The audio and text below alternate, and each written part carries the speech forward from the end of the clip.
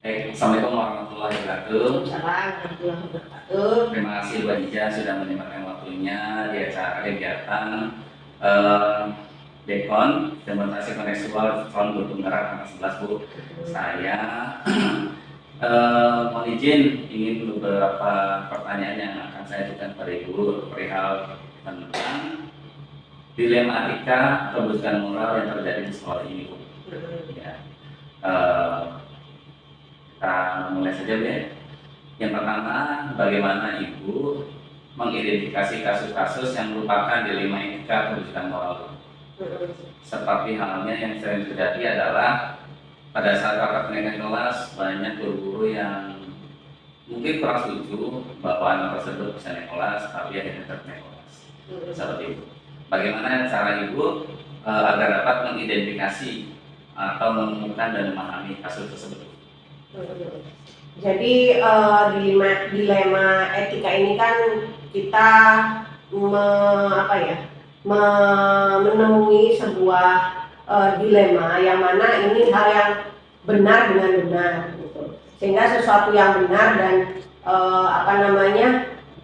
yang ingin dihasilkan adalah nilai-nilai atau hasilnya itu adalah untuk kebaikan gitu ya. Jadi dalam hal ini saya pribadi mengidentifikasi masalah yang ada di SMK ini adalah melihat bagaimana latar belakang daripada anak-anak kita gitu. Dengan fenomena yang terjadi seperti tadi yang kita mengangkat masalahnya adalah ketika pelaksanaan sidang kenaikan kelas ini berkaitan dengan kehadiran siswa, kedisiplinan gitu kan, dan juga penilaian. Di sini memang menjadi dilema gitu ya, dilema etika karena di sisi lain ada beberapa guru yang mungkin mempunyai prinsip bahwasanya misalnya si A ini datangnya selalu telat tapi dia datang setiap hari gitu. Ada juga yang memang tidak hadir sama sekali gitu kan ketika ujian datang.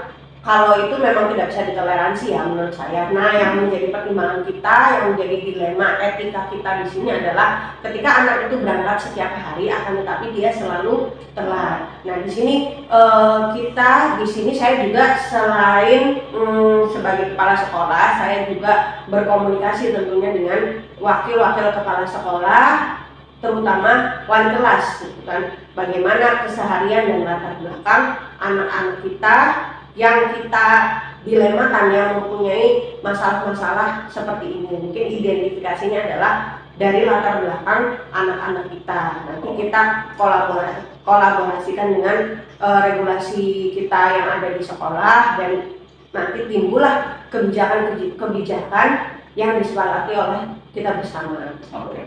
Baik, berarti langkah pertamanya kita identifikasi dulu latar belakang. Iya. Terus nanti kolaborasi dengan wali kelas. Baik, terima kasih.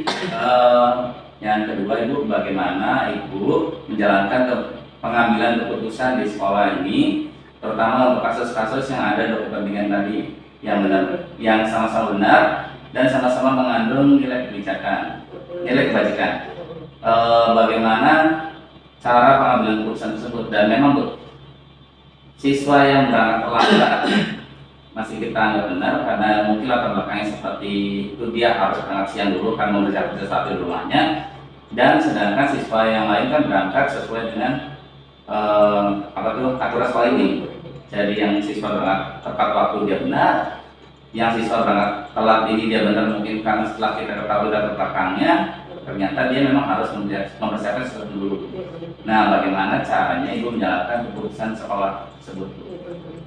Nah, untuk menjalankan keputusan atau memutuskan sesuatu yang berkaitan dengan hal itu, terutama yang pertama adalah komunikasi dan musyawarah. Komunikasi dan musyawarah dengan tadi wali kelas, lalu wakil kepala sekolah gitu. Karena dari musyawarah tersebut yang pertama wali kelas, terus wakil kepala sekolah. Setelah itu kita sosialisasikan kepada guru-guru, bahkan kepada anak-anak gitu loh. karena memang yang tadi untuk memutuskan kebijakan tersebut yang inginnya memberikan nilai kebajikan ya.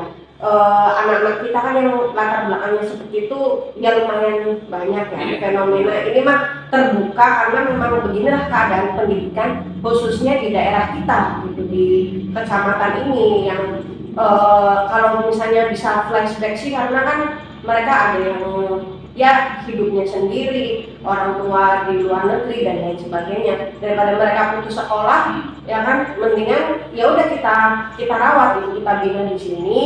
Ya memang capeknya di kita, cuman kita mencoba untuk bisa memberikan masa depan lah kepada anak-anak sehingga untuk keputusan atau pengambilan kebijakan sendiri untuk memutuskan sesuatu saya pribadi tidak sendiri memutuskan. Saya lebih mengutamakan musyawarah karena hasil daripada musyawarah itu sendiri ketika hasilnya baik kita akan merasakan semua kebaikan itu, tapi kalau hasilnya mungkin buruk ya kita udah dapat pahala dari musyawarahnya itu. Baik Bu, terima kasih. Tadi juga sekilas Ibu menjelaskan tentang langkah-langkah prosedurnya Bu ya. Langkah-langkah prosedurnya. Kalau misalkan saya runut dari awal itu, langkah pertamanya adalah kita mencari tahu dulu latar belakangnya, terus dilanjutkan dengan itu Wali kelas, kumpul dengan wali kelas, lalu baru dengan wakil kepala sekolah kesiswaan ya, mungkin karena yang berkaitan dengan anak-anak kan kesiswaan, lalu barulah kita sosialisasikan kepada dewan guru gitu. Dan semua guru mapel ya. Semua guru mapel. Karena yang mengajarkan ya sesuai dengan kelasnya tersebut gitu kan, semuanya ambil lah. Baik, langkah-langkah seperti itu sama seperti yang kemarin sudah kami diskusikan. Selanjutnya Bu, hal-hal apa saja yang selama ini dianggap efektif dalam pengambilan keputusan dalam kasus dilema tersebut Bu, yang sekiranya efektif? Ya, apanya Bu? Bahwa pengambilan keputusan itu efektif itu seperti itu. Pada saat ibu beserta dewan guru bahwa sudah memutuskan siswa tersebut naik kelas, ternyata siswa tersebut menunjukkan perubahan sikap. Nah itu dianggap efektif. Nah hal tersebut selain itu efektif itu yang dianggapnya bahwa menjadi solusi untuk pengambilan sikap. Seperti kan siswa yang jarang masuk ke kelas atau yang terlambat, ternyata kita berikan kesempatan untuk naik karena setelah mengetahui latar belakangnya.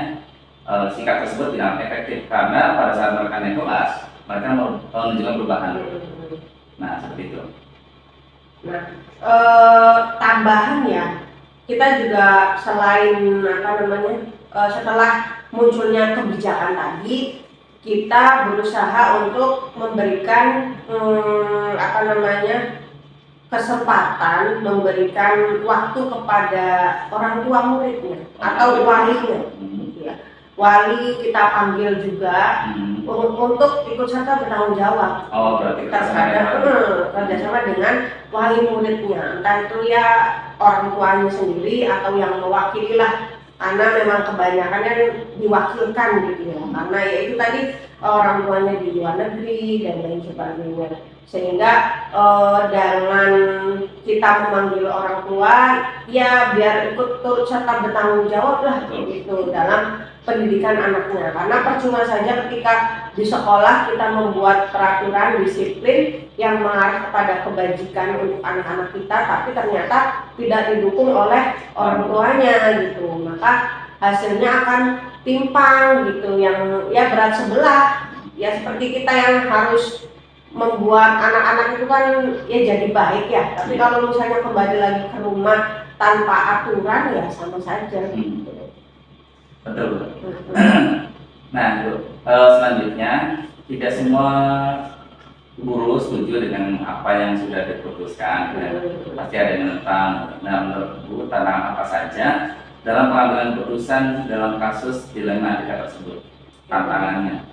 Jadi kayaknya sih kalau misalkan seperti itu, ada yang guru kekeh sekali bahwa siswa tersebut emang kayak sih nggak boleh. Nah seperti itu tantangan.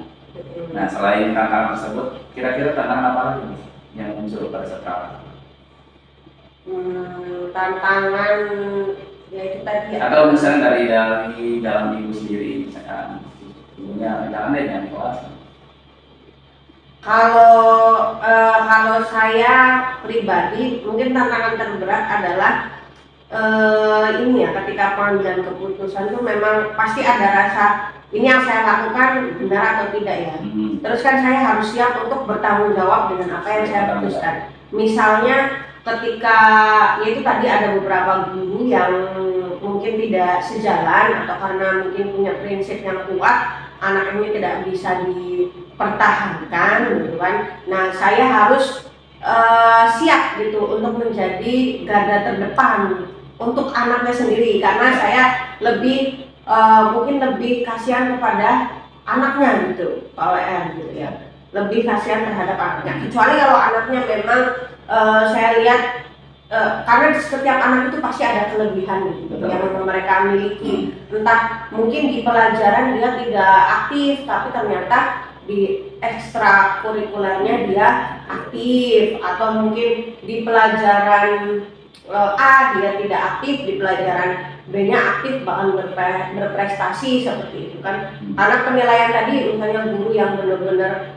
bertentangan gitu, tidak mau, itu kan mungkin tidak semua guru gitu kan, hanya beberapa mata pelajaran, sehingga saya sendiri berani mengambil resiko untuk menjadi tameng atau menjadi garda terdepan anak tersebut. Nah, dengan catatan sehingga ketika pembagian rapot itu sendiri langsung berhadapan dengan saya gitu, karena memang saya sebagai istilahnya inilah untuk melindungi dalam artian saya ingin anak ini punya masa depan gitu, kedepannya jangan sampai yaitu putus di tengah jalan dan lain sebagainya. Sudah dibela ternyata putus. Gitu. Baik, terima kasih Bu. Apakah Ibu memiliki jadwal tertentu dalam sebuah penyelesaian kasus dilema atau kadang langsung diselesaikan? Langsung diselesaikan. Langsung diselesaikan. Misalnya ada masalah kita langsung diselesaikan. Nah, bentuk penyelesaiannya seperti apa kalau langsung diselesaikan? Kalau langsung diselesaikan, ya kembali lagi itu langsung saya musyawarah. Misalnya terjadi ya seperti yang malas-malas dan lain sebagainya, itu kan wali kelas mendata, home visit dengan dibantu oleh wakil kesiswaan, bimbingan konseling, surat peringatan dan lain sebagainya dari situ. Tuh. Adakah seseorang atau faktor-faktor yang selama ini mempermudah atau membantu Ibu dalam mengambil keputusan? Artinya ada sosok yang membantu atau faktor yang sekiranya seperti aturan sekolah yang membantu dalam mengambil keputusan? Ada, dari secara tekstual, yaitu peraturan yang memang menjadi pedoman kita, dan juga tentunya wakil-wakil kepala sekolah itu yang membantu, terutama wakil kepala sekolah kesiswaan gitu, karena ini kan hubungannya dengan dengan disiplin, dengan siswa gitu. Jadi pasti saya sangat terbantukan oleh wakil kepala sekolah kesiswaan ini gitu, terkait pembinaan kepada anak-anak, lalu pemberian punishment dan reward kepada anak-anak dan sebagainya, itu yang memang betul-betul saat ini yang menjadi pembantu lah gitu, yang membantu tugas kepala sekolah untuk menertibkan, untuk membina anak-anak ya wakil kepala sekolah kesiswaan. Baik, terima kasih Bu. Dan ini yang terakhir Bu, dari semua hal yang sudah disampaikan oleh Bu Ica, pembelajaran apa yang sekiranya Ibu dapat petik dari pengalaman Ibu dalam mengambil keputusan di Amerika? Jadi ini refleksi pengalaman Ibu saat mengambil keputusan di Amerika.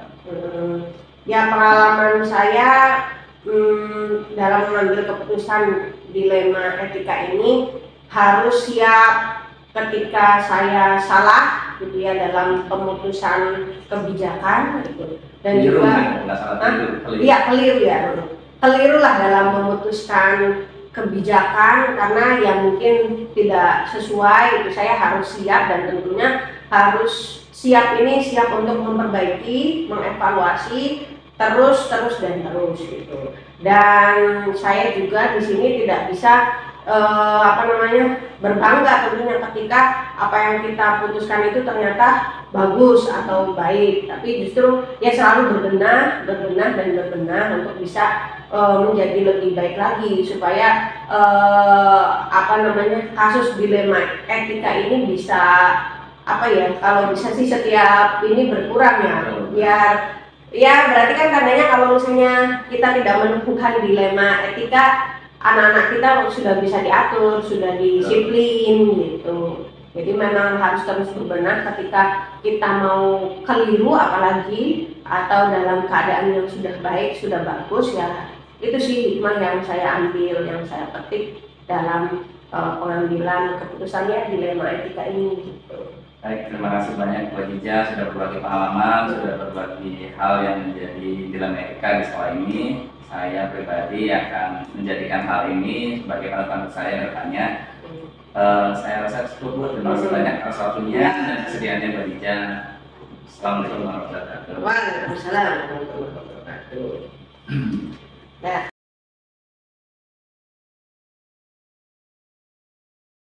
Assalamualaikum warahmatullahi wabarakatuh. Waalaikumsalam warahmatullahi wabarakatuh. Selamat siang Bu Tini. Selamat siang Pak. Ya, terima kasih atas waktunya dan sedianya pada hari ini bersedia untuk sebagai orang yang saya wawancara dalam kegiatan demonstrasi kontekstual secara penggerak Bu. Iya. Punten, saya ingin memberikan atau menanyakan beberapa hal terkait tentang dilema etika atau kebusukan moral Bu. Ya. Iya. Kita mulai saja Bu. Oke, selama ini bagaimana Ibu Tini dapat mengidentifikasi kasus-kasus yang merupakan dilema etika atau kebusukan moral? Kalau untuk mengidentifikasi secara langsung mungkin belum spesifik gitu ya. Tapi kebanyakan dari beberapa permasalahan atau mungkin kasus-kasus yang sudah pernah terjadi di sekolah mengenai problematika etika ya. Betul. Ya sebenarnya sih ada, cuman kalau mengidentifikasi secara pastinya sih belum pernah dilakukan, tapi kalau merasakan sudah. Oke, berarti identifikasinya itu merasakan saja ya. Betul. Dan kadang dapat laporan dari misalkan guru lain Bu, itu yang Wakasek tentang kasus yang terjadi di sekolah Bu. Banyak sebenarnya kalau untuk laporan dari Wakasek, mungkin bukan hanya Wakasek ya, siswa juga, mungkin dari beberapa guru juga perihal problematika etika yang ada di sekolah. Oke, baik Bu, terima kasih. Bagaimana Ibu menjalankan pengambilan keputusan di sekolah Ibu, terutama dalam kasus di mana ada dua kepentingan yang sama-sama benar dan dua-duanya mengandung nilai kebajikan? Menentukan kebijakan di mana dua hal ini dianggap benar. Ya.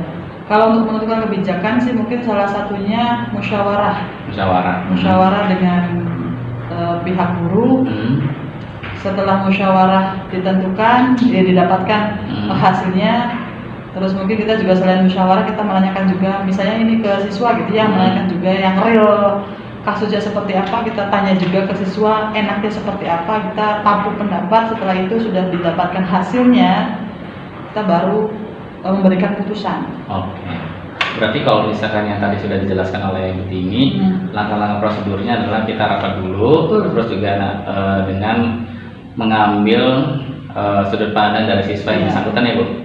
Baik Bu Tini, untuk langkah-langkah atau prosedur yang biasa Ibu lakukan selama ini seperti apa Bu? Dalam menghadapi problematika etika gitu ya.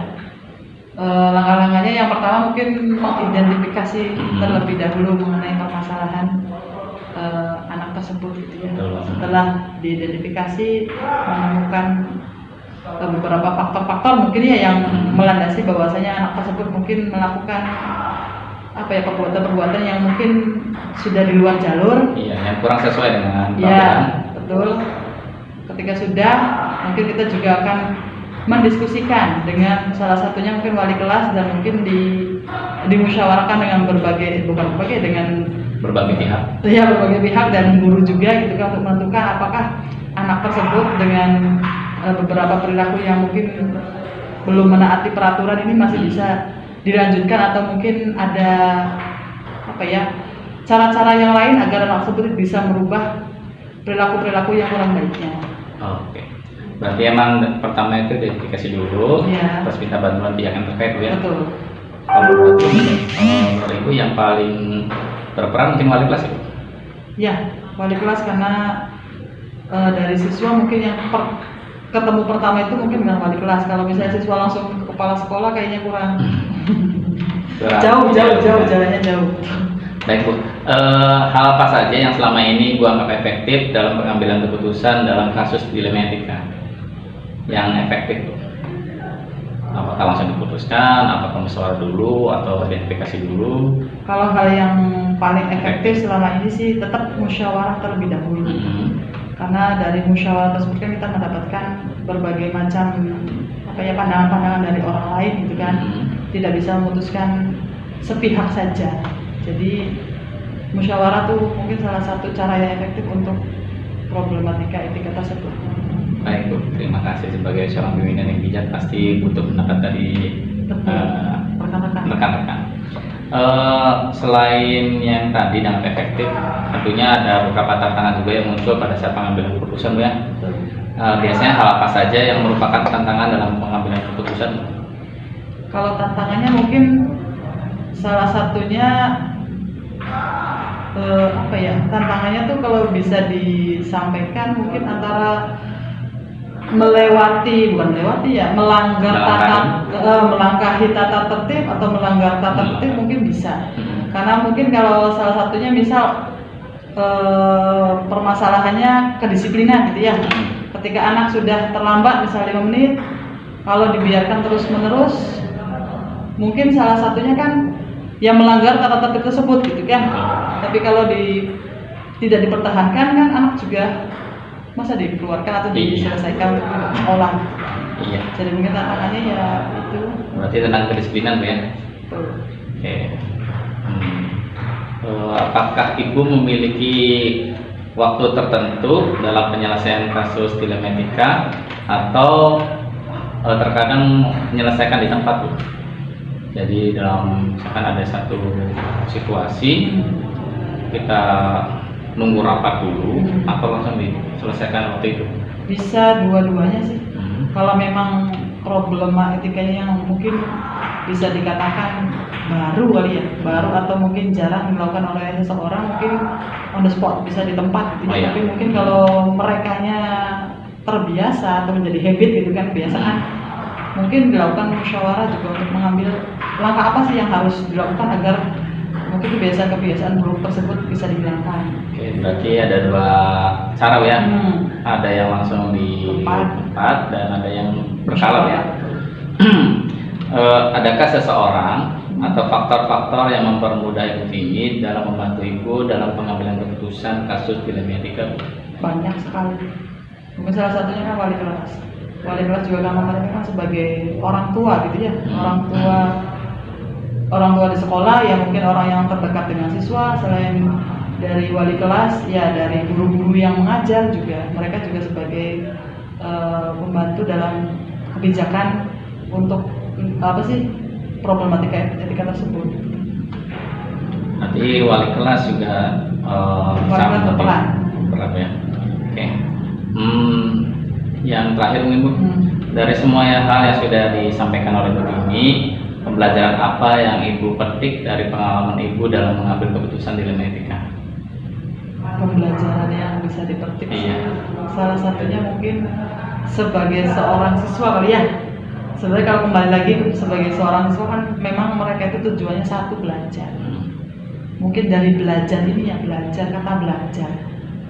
Ya semuanya karena belajar, jadi kita mau tidak mau kita juga harus belajar mungkin menerima kekurangannya dia mungkin salah satunya juga terlambat ya, kita belajar gitu ya, belajar menerima hal-hal yang mungkin belum bisa dilakukan oleh mereka, belum bisa mereka mengikuti segala peraturan yang ada di sekolah karena mungkin kembali lagi dari kata belajar tersebut. Baik Bu, berarti pembelajaran yang Ibu petik itu adalah memahami situasi atau kondisi siswa ya. Betul. Baik Bu, terima kasih banyak Ibu Tina atas waktunya. Saya doakan semoga makin tetap peduli Bu. Amin. Ya, pada siswa. Saya tutup Bu. Assalamualaikum warahmatullahi wabarakatuh. Waalaikumsalam warahmatullahi wabarakatuh.